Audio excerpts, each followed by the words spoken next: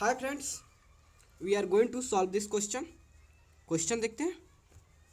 A B C D is a parallelogram in which angle A equal to 110 degree.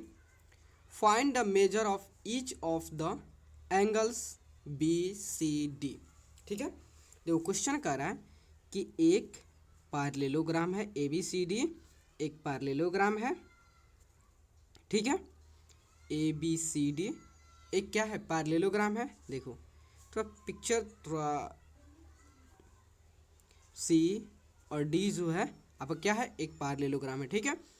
हम उम्मीद मतलब जैसे मान लेते हैं कि एंगल ए जो लेट मान लेते हैं हमारा जो है ये एंगल ए जो है क्या है angle A equal to 110 degree already क्या हुआ है आपके बुक में दिया है। तो ये हमारा मान लेते हैं कि ये एंगल जो है 110 डिग्री है, ठीक है, 110 डिग्री है, ठीक है।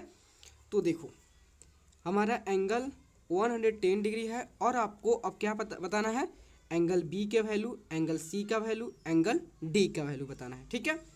और आप जानते हो कि पैरेललोग्राम के दो एडजेसेंट एंगल का सम जो होता है कितना होता है 180 डिग्री होता है, ठीक है।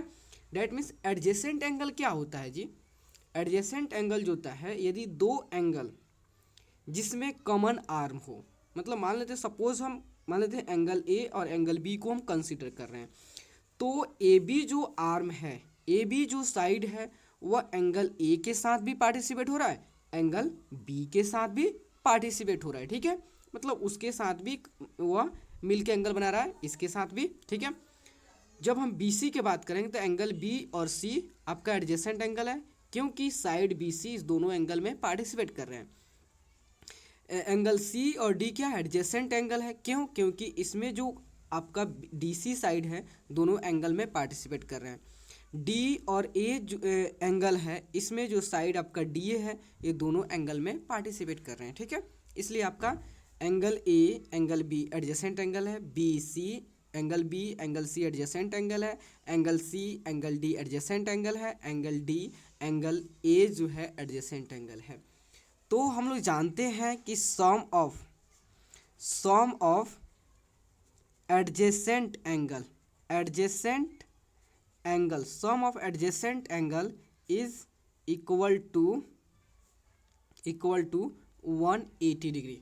मतलब जो होता है एडजेसेंट पैरेललोग्राम का एडजेसेंट एंगल का सम जो होता है कितना होता है 180 डिग्री होता है, ठीक है। तो हम हमारा क्या है यह पैरेललोग्राम है, तो हम क्या कर रहे थे angle A plus angle B का सम कितना होगा 180 डिग्री होगा, क्यों, क्योंकि यह आपका पैरेललोग्राम का एक प्रॉपर्टी होता है कि दो एडजेसेंट एंगल का सम जो है क्या होता है 180 डिग्री होता है, ठीक है। तो देखो एंगल ए ऑलरेडी आपको दिया हुआ है, तो angle A 110 plus B equal to 180, ठीक है।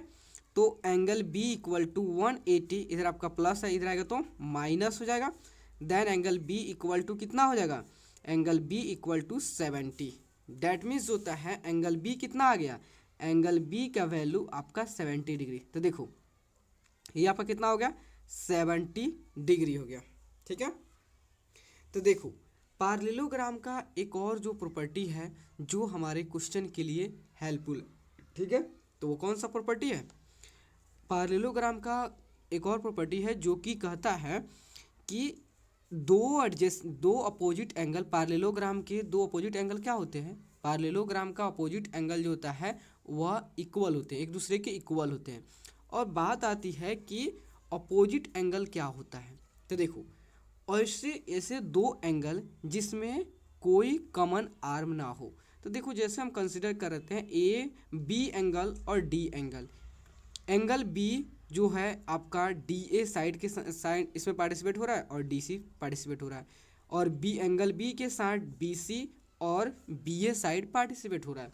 मतलब ऐसा कोई साइड नहीं है जो एंगल बी और एंगल डी के साथ पार्टिसिपेट करे, ठीक है।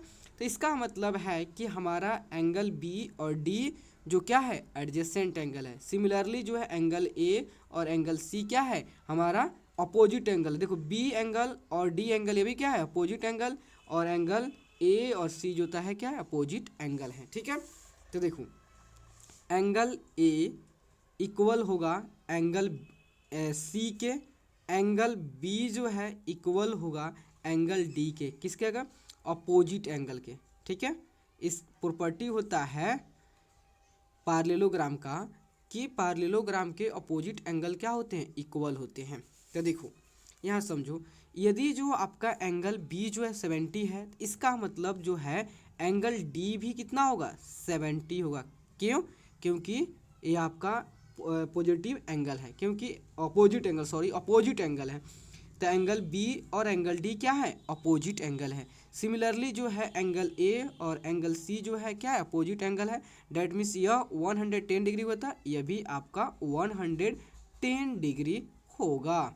ठीक है, डेट मीन्स हमको सारे एंगल का वैल्यू फाइंड आउट कर लिए, जो कि आपको पूछा था एंगल बी का वैल्यू बताओ, एंगल सी का वैल्यू बताओ, एंगल डी का वैल्यू को इवेलुएट करो। तो एंगल बी का वैल्यू कितना हो गया, एंगल बी का वैल्यू 70 हो गया, और एंगल सी का वैल्यू 110 डिग्री हो गया, और एंगल डी का वैल्यू 70 हो गया। ठीक है, तो अब तो कोई आपको डाउट तो नहीं रहा होगा।